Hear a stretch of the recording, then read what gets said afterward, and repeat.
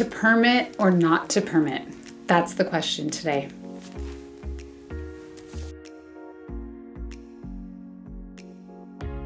Hi everybody, Jenica Williams here, Keller Williams Realty, and today we're going to talk about permits when you're renovating a house, fixing up a house, adding on to a house, and it's a pretty current subject for us because we just finished remodeling a property. So should you permit or should you not permit? I'm a real estate broker and I'm going to be really honest with you. I'm very legal eagle. I'm going to tell you I want to do the right things the right way. So there are a lot of things you're supposed to pull permits for. A big chunk of people do not.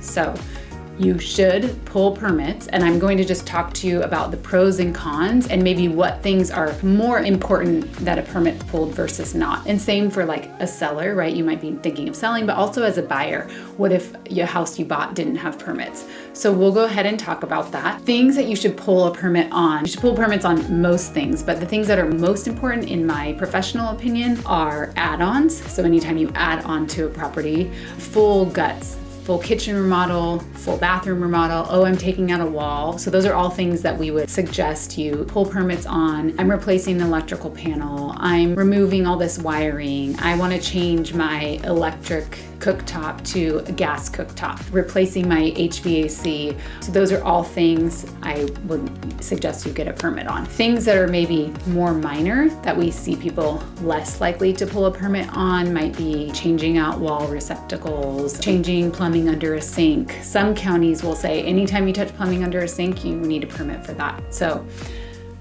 they're everywhere. They want them. They want their funds.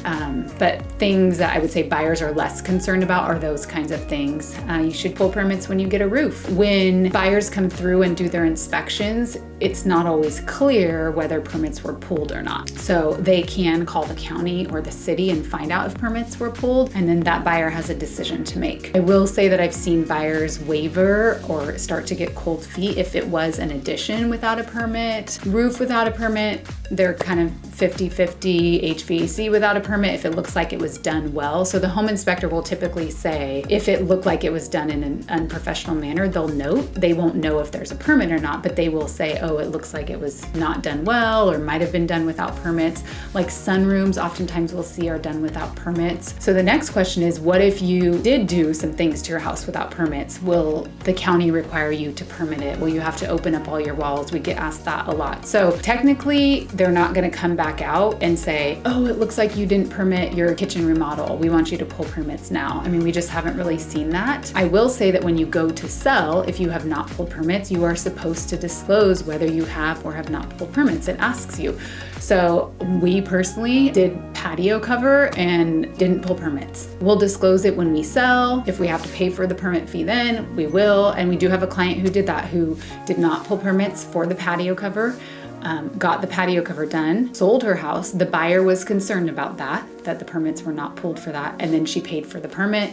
Everything was fine. The biggest thing as a seller or somebody who maybe has done some stuff without permits is when you go to sell, you're supposed to disclose whether or not you pulled permits. You disclose what you know, and we help you fill out the disclosures at that time. The other thing is where we find, I guess, run into issues if things are not permitted. And I'll just give you an example. Sometimes people will do an add-on or they'll convert an attic to living space. And then when you go to get an appraisal, the appraiser may not count that as living space. So let's say you converted a 300 square foot attic and to living space, you didn't permit it, but now you want it to be counted in the square footage. When we go to list the house, we will put it in there and just put attic conversion not permitted. And a specific example was that exactly, and the appraiser did count it. So it just depends. But like an actual add-on that doesn't look like it's done professionally, an appraiser may not count it. So that's just something to consider if you don't get permits pulled when you do this kind of work. What I will say too is you need to make sure to have time. In our recent remodel, the permits took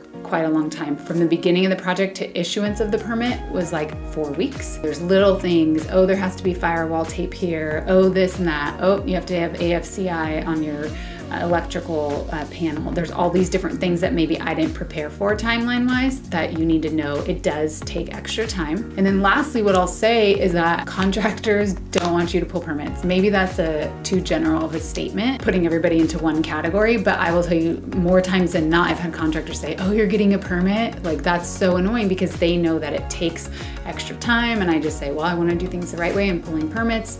like, I let them know up front. I will say one other thing about that is that oftentimes, let's say you're getting your HVAC redone and you're going with a reputable company, yada, yada. The homeowner might think, oh, well, I went with, this one popular heating and air company.